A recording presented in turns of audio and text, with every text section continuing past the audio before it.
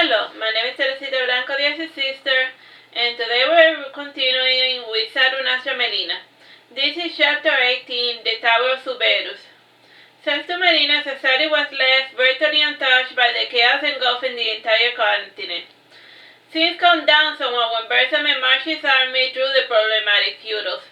This act alone was enough to pacify the masses, and no one was eager to fight an army composed of 5,000 dragons, 100,000 cavalry and infantry, or more than 500,000. 100,000 cavalry and an infantry of more than 500,000. The army spread all over the continent, making their presence known. And for a few months, one of these small hordes camped out of Sassari, and the general was Lord Salot. Since he was a familiar face, the people in Sassari were relatively calm. The courtesans and harlots provided the service to the men stationed there. Melina chose that time of all times to leave Sassari. As she explained to Salot, she wanted to establish diplomatic relationships with the new head of the Tower of Zuberus. And while in the cameras, Lord Salot said to Melina, "Why do you want to establish a relationship with the mages? They are an old forgotten relic of an old order. With our new weapons and our dragons, their service have become obsolete." It's magic using when you got a freaking dragon. That is also resistant to my... yeah. New weapons, you say, my dear Sailor, and what sort of weapons might those be? A new and improved spear, a crossbow that shoots 3 arrows instead of 1, said Melina in a mocking tone. I have not seen the weapons. The entire operation is a bit hush-hush, but I think I can tell you, since His Highness likes you. My sister has been practicing with them, and she says that the new weapons make armors and magic uses obsolete, said Lord Sailor. All armors are useless if you know where to strike the death blow, said Melina. True, said Lord Sailor. And to other matters, do you have enough supplies to make it to the tower? More or less, said Melina. Ah yes, and the most important thing, a priest. You should take a priest to protect you from the wicked magic of those vile mages, said Lord Sailor. Ah, Sailor, you don't really mean that, said Melina, shaking her head. Well, as a lord, this is my official stance. It is all I can do to maintain my position, said Lord Sailor sadly. So, he has to pretend to, hate the mages, because that's, the official politics with regard to that. But he's like, he can take it or leave it. After this brief conversation, Melina went on her way. She was traveling with Baron, Franny, and Gareth. Sarah had gone on ahead to prepare the way for Melina. Aside from her party, she was accompanied by several courtesans. Melina had persuaded them to come with vague promises of gems and fancy linen. The previous lord of the tower is a prophet Orion, had amassed a large fund of wealth in his tower, and as per tradition, all of the heads of the tower went by the name of Zuberus. So he's real, as soon as you become the figurehead of the tower, you automatically change your name to Zuberus, but that's not your name, you know? His role wasn't so much as to nurture magic, but rather have it displayed by the acceptable art of blessings and rituals. Rituals involve proper worship of a certain deity, and in exchange the deity bestows his blessing upon the congregation. The blessings vary from gods to gods, and also the gods would bless some folks more than others. Isa was truly blessed, and his blessing gave him the power over the element of wind. And magic was deeply frowned upon because it fell outside the natural order of things, and wizards did not need to enter any covenants to use their powers. Gods would grant the wizards their blessings, but blessings were not necessary to cast magic. At the time Melina was coming to the Tower of Zuberus, it was thought that she had the blessing of the goddess Mia. And as the prophet by reputation alone, Melina had the authority to speak to the new figurehead on equal terms. The trade took more than 3 months, in part due to the courtesans' refusals to use magic to teleport into the tower. They were afraid of accidentally biologically fusing to the furniture should the spell fail. Among the way Melina spotted made a quick stop at Veraguero for supplies. From there, it took another week's journey to the tower. The tower was located on a cliff overlooking the beach, and it was originally a lighthouse belonging to a deserted town, and about 500 years ago, a wizard by the name of Zuberus took up residence in the tower. And over the years, it had become a haven for magic users. The town never got repopulated. As per tradition, all of the masters of the towers had killed the previous owner, and this was apparently part of a sick magic ritual required to take ownership of the tower. And there were plenty of rumors circulating. However, this was recently confirmed as a fact by Zuberus himself. And when Melina arrived, they were overtaken by the desolation of the town, and they had originally planned to camp at the base of the tower, and the rules made them change their mind. The tower rarely got any visitors, and the number of wizards staying in the tower had greatly reduced as a result of Zuberus' hostile takeover. And as of now, there were 5 high wizards, 20 teachers, 40 apprentices, and 30 new inductees who were acting as the servants. Half of them spent their time on the top floor, which was undergoing massive reconstruction. The tower itself looked as if it had been the site of a major battle, and the whole floor looked as if it had been burned to a crisp. The 30 floors were missing 2 walls, and it was mysterious how the decrepit tower had not caved into itself. The interior itself was in shambles, broken beams, turned dust, books littered everywhere, and the walls with cracks and holes. The floor did not look too stable either, and while Melina was appraising the damage, she was greeted by a group wizard in grey robes. Based on his humble attire, he was probably of poor descent. I am sorry you had to see this tower in this sorry state, and we were hoping to have the tower completely restored by your arrival, but work has been progressing slowly, said the apprentice apologetically. It matters not, said Melina, and she added, once your master figures out how to work the enchantments, the tower should fix itself. Our master said so as well, but work has been progressing ever so slowly, repeated the apprentice, and then he said, I heard much about you. Is it true that you turned a priest to a garden of flowers? Oh yeah, like when the myth of the tower fixes itself, it's like a house moving castle where like the thing expands room and gains room or loses room if you activate the enchantment. But like the new head of the tower has to figure out how to make the tower do that.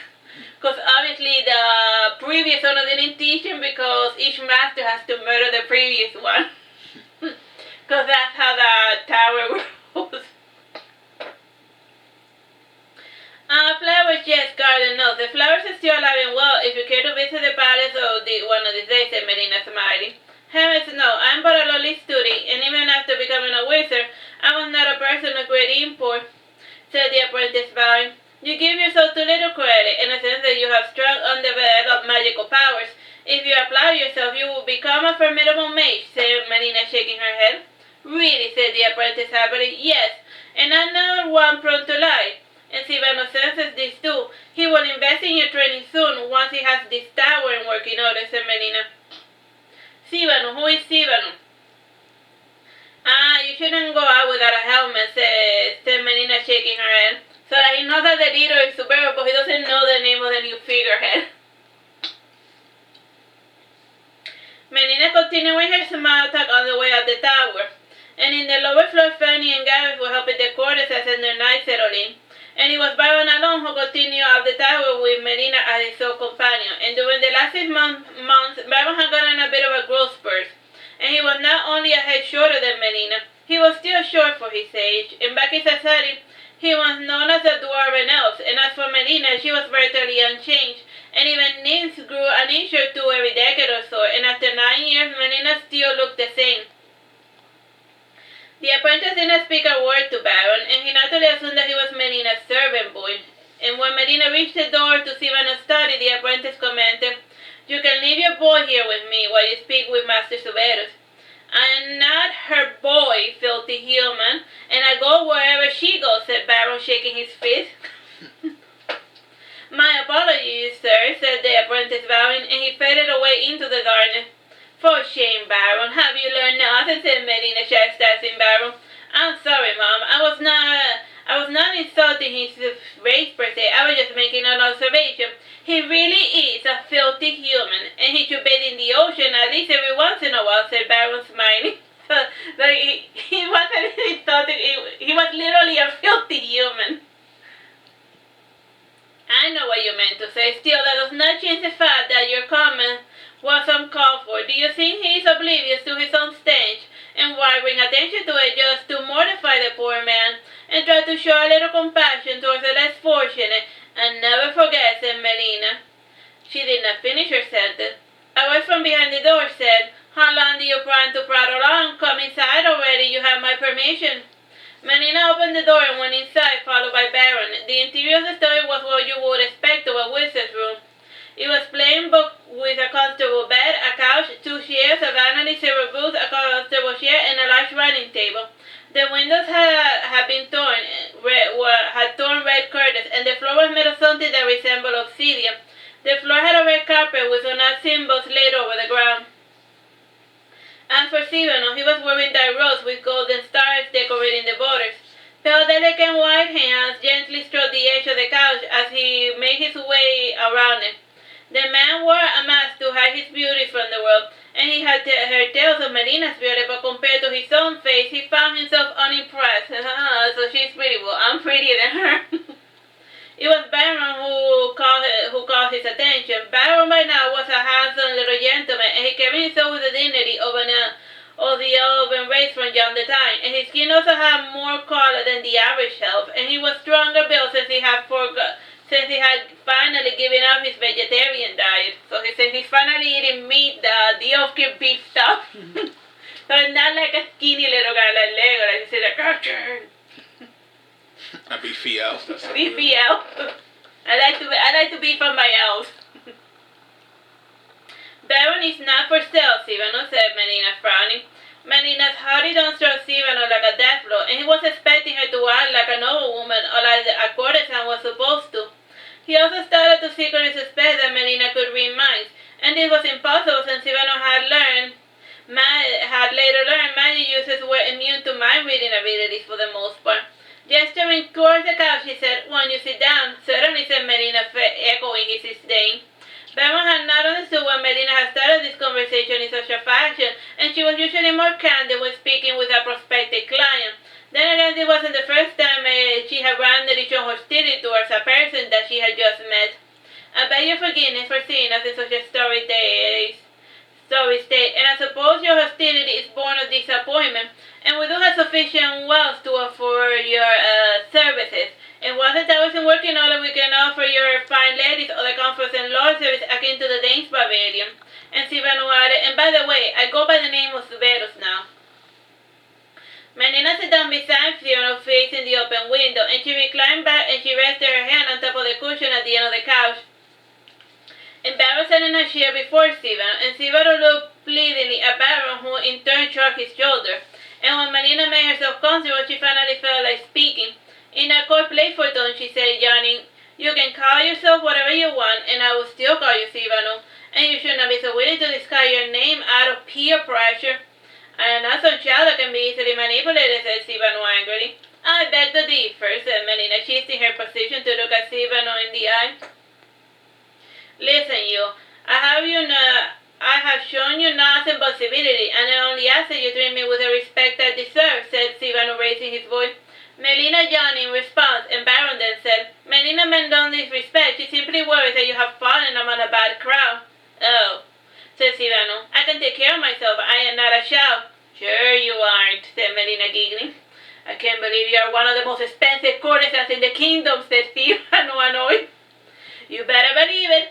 I just tell my clients what they want to hear, and my coffers start filling up with coins, said Melina, laughing. So you assume that I want to be treated the same way as any other street urchin, said Sivano. Yes, said Melina. Sivano pointed towards the door and said, out. I will speak with you the moment you remember your station. And at that moment, Melina was teleported to the bottom of the tower. Since the magic was directed at Melina, Baron was left behind. Laughing, Baron said, my, you really are a child, aren't you? And what are you still doing here? Asked Sivano, surprised. I was wondering that myself, said Baron, chuckling, and then he said, again I ask forgiveness for my mother's behavior. She's usually so well behaved. Something about you must have fueled her animosity. She despises me because I'm a wizard like all of the others, said Sivano, sitting back down again. You misunderstand. Mother does not begrudge others for something as trivial as having magical powers. She raised me as her own, and she bought my first spellbook, and she does not hate magic users. On the contrary, she feels sorry for a miserable lot, explained Baron. Sivano laughed bitterly, and then he whispered, I suppose we are pathetic. Just look at this tower. It is a perfect metaphor of our sorry state in this world, and there are so few of us left, and I feel that a generation will be the last to practice the decaying art of magic. Our art doesn't have to die, and even if the tower crumbles, if the words of magic fade, magic users will be born into this world, said Baron passionately. So, even if, all of their knowledge are wisdom, there's still gonna be magic users being born into the world. Sivano gave a sardonic smile and he chuckled. And Sivano discussed the topic of magic for countless hours with Baron, and he enjoyed the sincere, serious attitude of the young elf wizard. Sivano also admired how Baron had taught himself to use his magic. Sivano was called back to their own world when one of his apprentices came in to inquire about dinner. And since he was feeling in a good mood, Sivano decided to have dinner in the lounge floor. When the first Zuberus had designed the tower, he had given the lunchroom critical importance, and it was composed of 50 round tables, each with 20 chairs. And the acoustics of the room made it possible so that one could always half hear what everyone else was saying, and those in the round tables could also speak and listen to one another with ease. And during his fight with Isa, the lunchroom was the only floor to avoid any damage. And normally Sivano had lunch in his bedroom study, and he was curious to see how his underlings were engaging with the courtesans. And when he came down with Baron, he found it amusing how shy his wizards were behaving, and some even acted as if they had never seen a woman before in their life. The most enchanting among them by far was Melina, and there was something about her candid, childlike manner which melted his peer's heart. And Sivano imagined that he was immune to her charm. And the other courtesans had already lost all of their fear of the wizards, and they were not what they had expected, and thus whatever majestic power they may have once possessed was lost to them. And they were more focused on the decrepit tower, so therefore they were not able to take the magic users seriously. So these are the magic guys? Wow, they kind of suck. Time, bro? 6 minutes. Thankfully, Sivano had asked his treasurer to pay the maidens beforehand and to offer them luxurious gifts, and this was calculated move to prevent the courtesans from thinking that they were sheep. Fanny and Gaddis were trying their best to slip into their background, and after Melina grew tedious of speaking with the wizard, she came to spend time with her two good friends, and both were sitting in a table alone, keeping away from the chatterbox courtesans, and they ate their lunch while speaking with one another. And Melina sat down before Fanny, and looking up from her plate, Fanny commented, I was shocked when Sivano kicked you out of the tower, and whatever did you say to anger him so? Nothing I could say would have won us this contract, and I simply chose to let Baron wrangle this fish, explained Melina. But Baron is not for sale, as far as I know, commented Gareth. It matters not. Mages can only be persuaded by one of their kind, and they tend to be paranoid when speaking to non-magic users. In this respect, Baron was unknowingly serving as an intermediary, said Melina. You never cease to amaze me, said Franny. Don't be too amazed. When it comes to speaking wonders about me, Baron has the bad habit of stretching the facts a little too far. And by now he has probably given Sivano an exaggerated summary of my life and all of my adventures, said Melina, laughing. I would not worry too much about it, said Gareth. And we have been friends for years, and yet I absolutely know nothing about you.